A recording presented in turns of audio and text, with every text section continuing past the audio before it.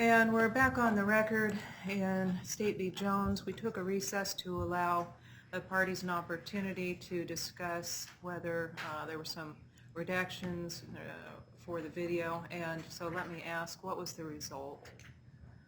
Your Honor, the state will defer to Mr. Jones. Mr. Jones? From 37 seconds to 2 minutes, 20 seconds, and then again, I think it starts at 6:50 to 7:30.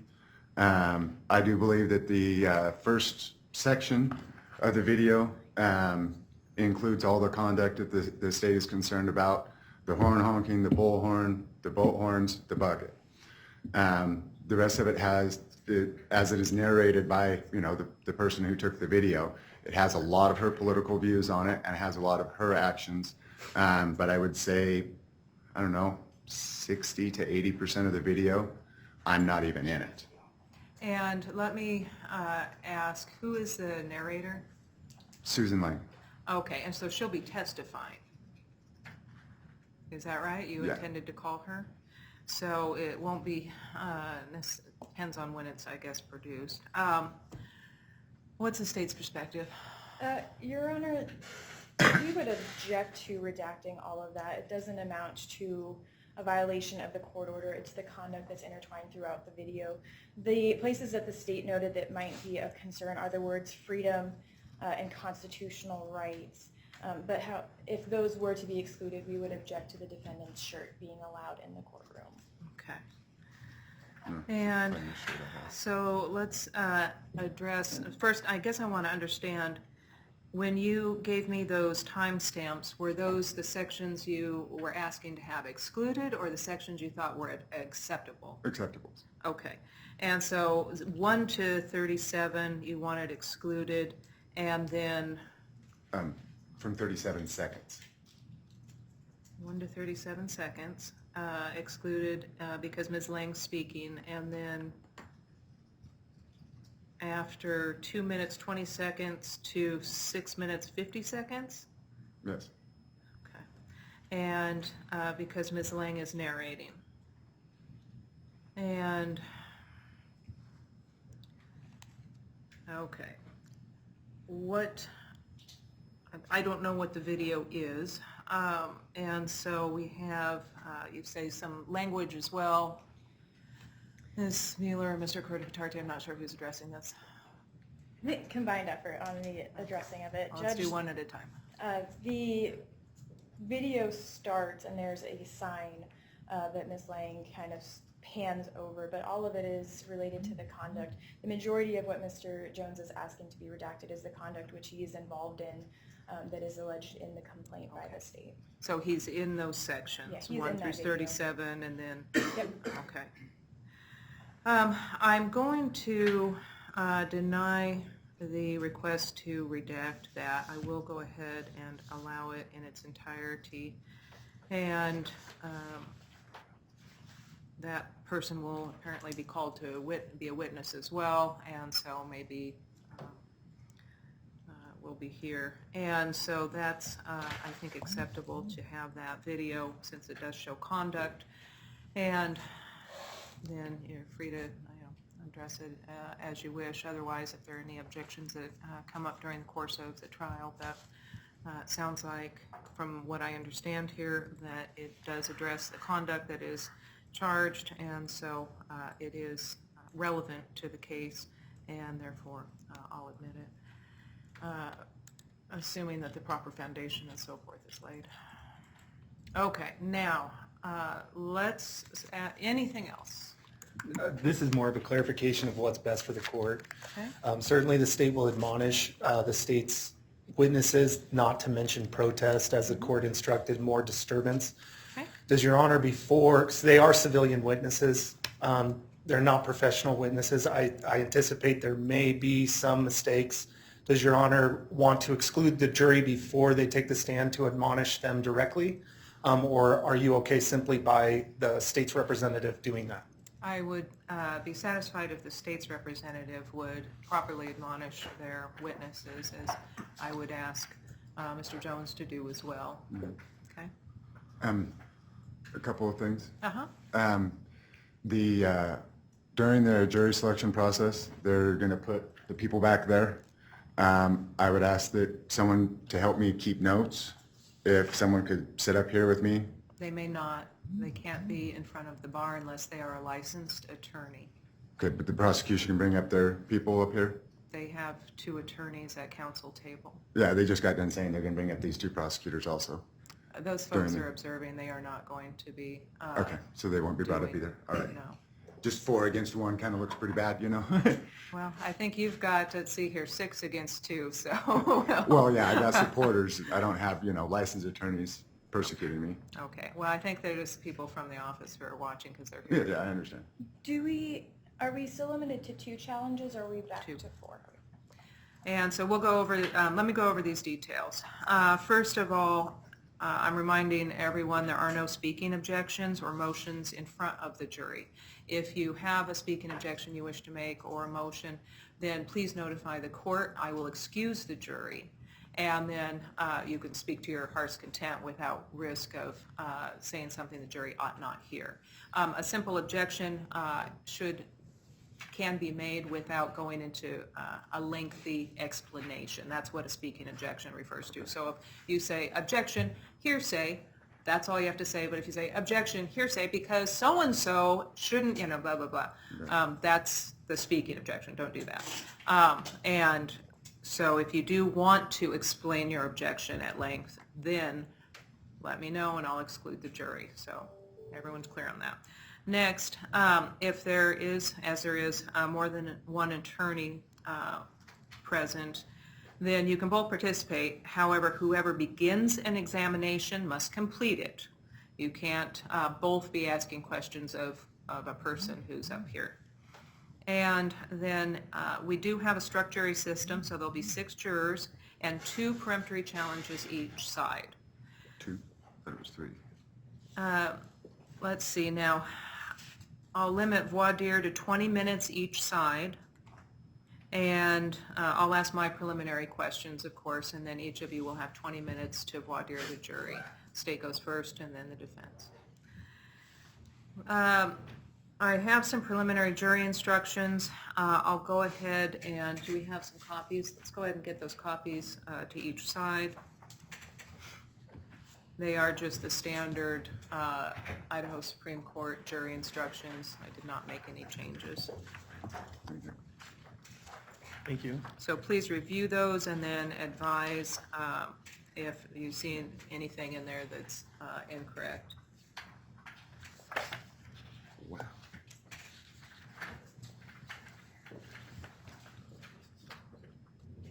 Like right now? Yes. Okay.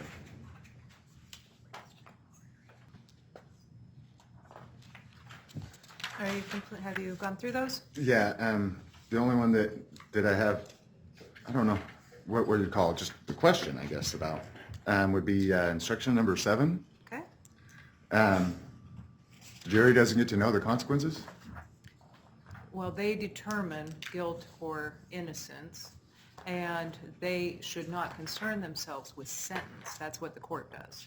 So that's the court's, if there is a finding of guilt, then the court sentences the person, the jury doesn't. And so this is a standard instruction that is included to make sure that the jury understands what the limits of their authority Okay, should be. so it's not that the jury can't know, it's that the jury doesn't No, get to decide. they're the ones that decide. So they Guilty. decide whether you're innocent or guilty based on what they hear and hear before the court. And then they do not determine what happens if a person is found guilty in any case. Okay. And so that's what that attempts to explain to them, is that they should not concern themselves with what the potential penalty in a case is where someone is found guilty. That should not be a concern of theirs. Okay, sorry, I'm not trying to be difficult. Uh-huh. So are you saying that, like, the jury can't know what the sentence is possible, or just that they're not going to decide? They don't decide it, Okay. and they shouldn't concern themselves with it in making their decision. So sometimes in a case, a juror, let's just use as an example, let's say it's a DUI. And the jury might be sympathetic to an individual and think, gosh, they could go to jail for up to 6 months. And I don't want this particular individual to be exposed to that sort of penalty, so I'm going to consider that when I make my decision about guilt or innocence. And so what this instruction attempts to do is to tell the jury, whatever, if someone is found guilty in a trial, then the jury should not consider what the potential sentence would be in making their decision of guilt or innocence. Okay, so like I'm not going to get in trouble if I say something about it being jail term of 6 months, or You I should am not going to say get that. I would get in trouble for that. You would get in trouble, yes. Okay. Okay, so, and the state's not going to be able to say that either. Okay. Okay, so neither of you can. That's entirely that's my wheelhouse. Yeah, well, I get the sentencing. I just like, I've been to courts where like the jurors have actually insisted on knowing, and the judge did let them know what the possible penalties are. And then I've also heard in cases where you're not allowed to say that it's a felony, which, I mean, to me seems silly, but I mean, Yeah. whichever. I just wanted clarification on I that. appreciate your wanting to be clear about what we're doing here today, and So I can't with- mention the sentencing then, right? No, Okay. and neither can the state. So neither of you can. Okay, Yeah. that'll be the rule. And something I would like to bring up is that I'm kind of a chain smoker, and so I get really nervous. You want some breaks periodically, it Please. sounds like. Okay. And like, Well, pretty soon if we could. sure. Well, let's get through this initial. So with regard to the jury instructions, have I answered all your questions? I think so. Okay. And no other questions or objections as to what's written there? Those are the standard Not, issues? Okay. not that I can think of. Great. Okay, so we've made it through that, and then let's get to the next part. And did you review your jury list?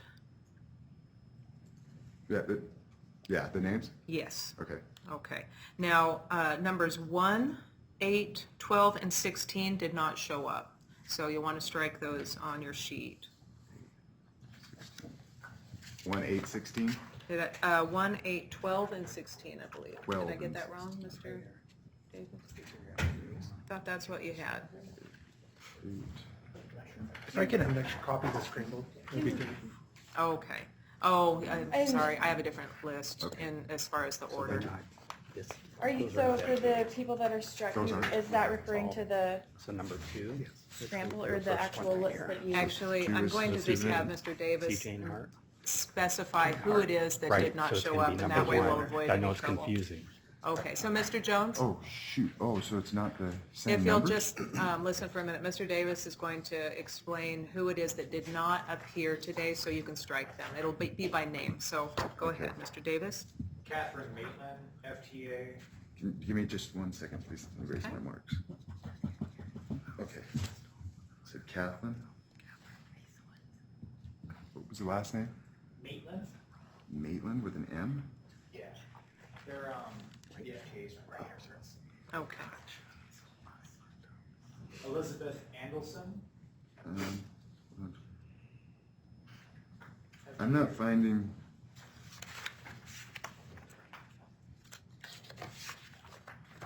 What?